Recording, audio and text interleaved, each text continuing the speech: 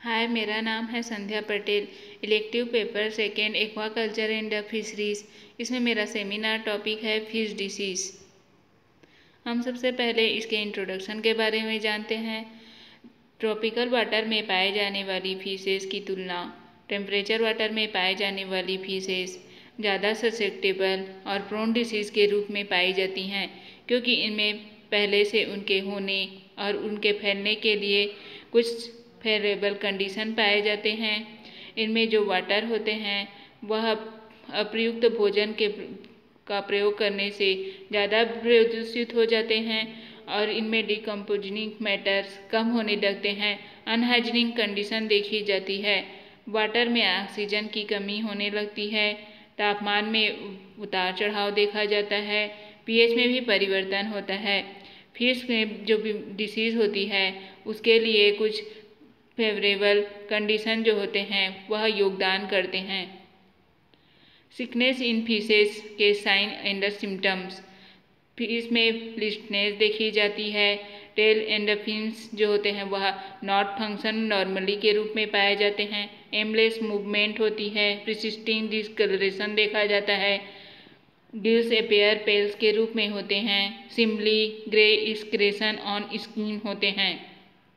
Pathological changes in fishes tissue के रूप में, जैसे इसमें हाइपरप्लेसिया एपिडर्मिस पर होता है, डर्मेटिस, नियोप्लेसिया, लिवर मिक्रेसियस, ओवरी मिस्ट्रैलिटी, gill damage, leukaemia, anaemia. Epidermis में अल्सर देखा जाता है। फिश डिसीज़, इसमें सबसे पहले जो न्यूट्रिशनल डिसीज़ होता है उसके बारे में हम जानते हैं और उससे किस प्रकार से हम उसकी रोकथाम कर सकते हैं उसको देखेंगे। जैसे इसमें सबसे पहले जो न्यूट्रिशनल डिसीज़ होता है वह न्यूट्रिशन की कमी के कारण होता है। इनमें आहार में कुछ कमी होने के कारण यह डिसीज़ देखी जाती है। आहार में टॉक्सिक इफेक्ट होने के कारण यह डिसीज़ होती है। इनमें न्यूट्रिशनल डिसीज़ के कई नाम जैसे vitamin C, pin heads, pantothenic acid deficiency, vitamin C deficiency, pyridoxine. और न्यूट्रिशनल डिसीज़ को हम किस प्रकार से उसकी रोकथाम कर सकते हैं। गुड क्वालिटी के भोजन या विटामिन का प्रयोग करके हम उसकी रोकथाम कर सकते हैं। अधिक मात्रा के वसा और सॉल्ट का प्रयोग कम करके प्रयोग ना करें तथा इसमें सप्लीमेंट्री फूड जो होते हैं उसके वितरण को कंट्रोल करना चाहिए। ओवर फीडिंग को अवॉइड करना चाहिए।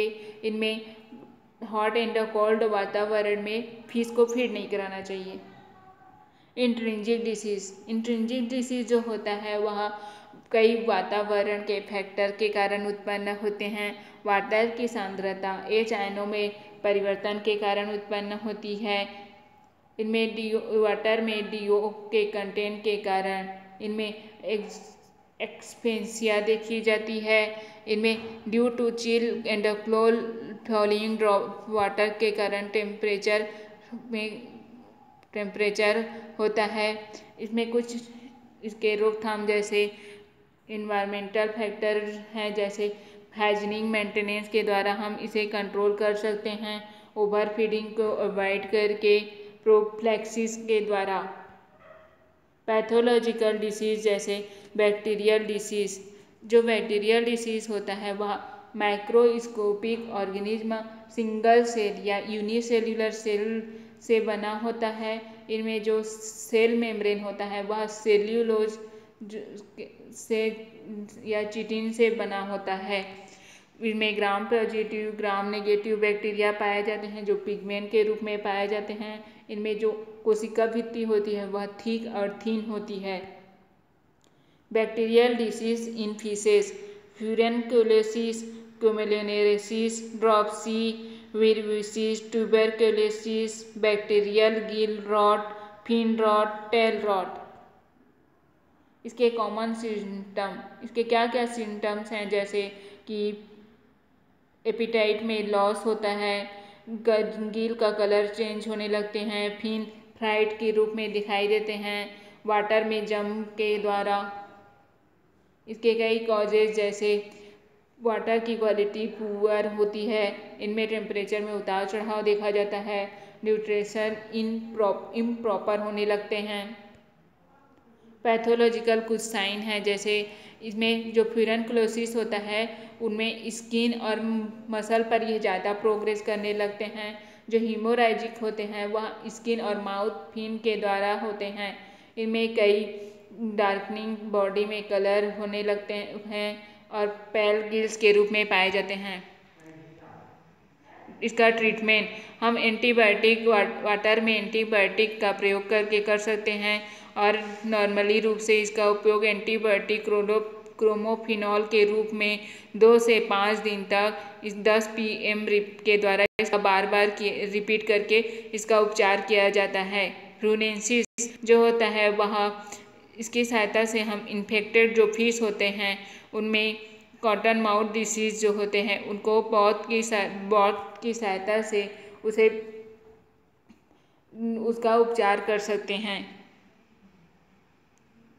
इसमें दूसरा ड्रॉप्सी जो होता है उसमें कुछ कॉस्टिव एजेंट पाया जाता है, जैसे पिसिडोमोनास प्लूनेक्टा।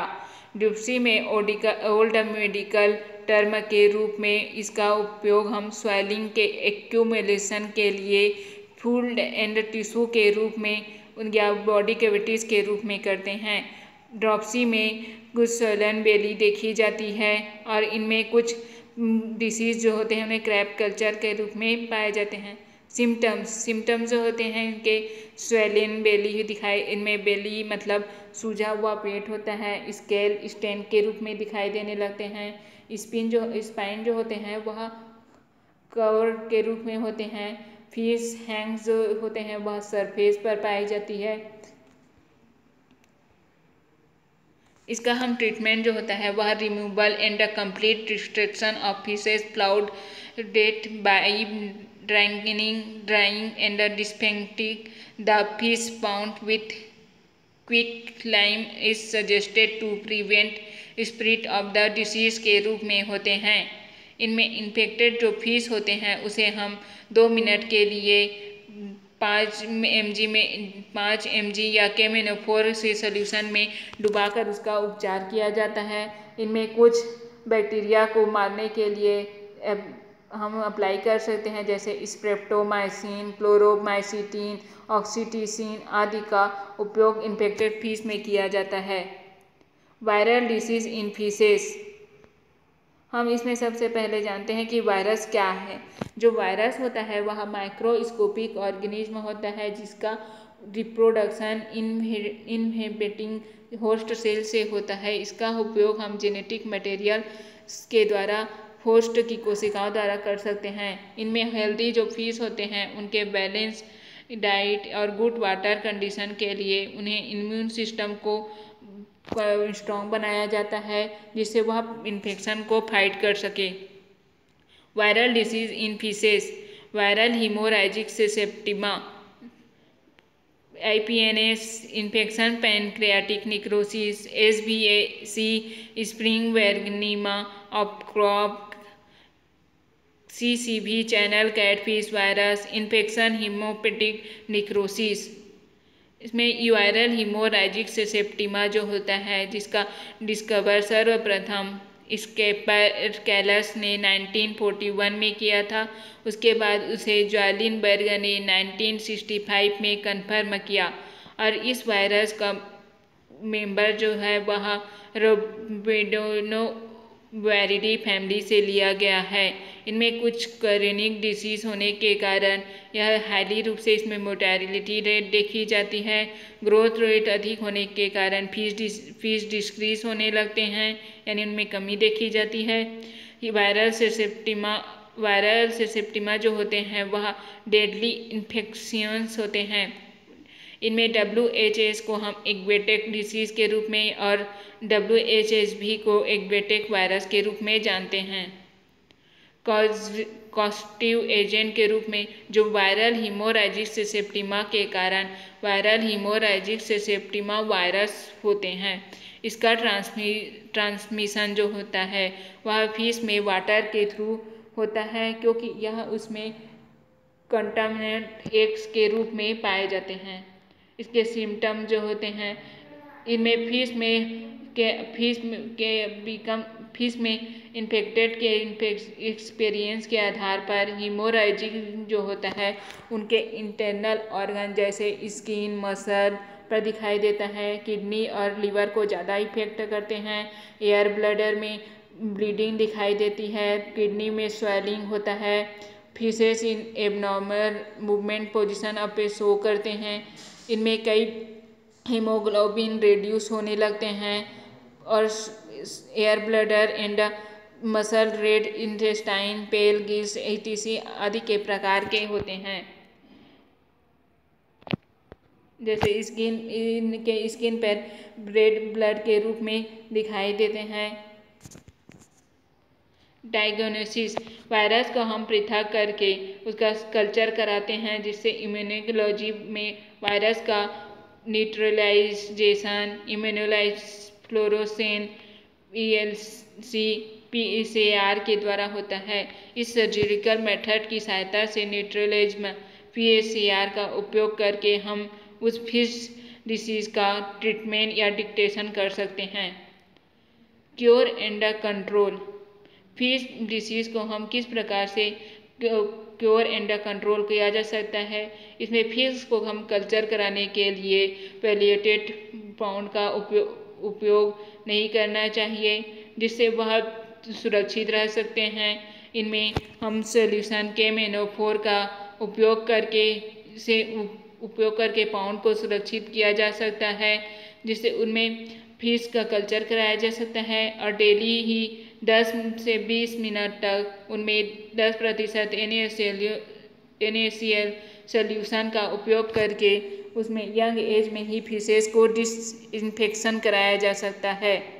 इनमें कई प्रकार के बॉथ इंजेक्शन का उपचार के आधार पर या विभिन्न प्रकार के केमिकल, मेडिसिन, एंटीबायोटिक्स और सप्लीमेंट्री के आधार पर इन्फेक्टेड फिश को हम कंट्रोल या क्योर कर सकते हैं, जैसे कि केमेनोफोर solution, Na solution, copper sulphate solution, terramycin, erythromycin, थायोसिन, कैलोमल, क्लोरोफिनॉल आदि के रूप से हम इसे क्योर एंड कंट्रोल कर सकते हैं। References, thank you.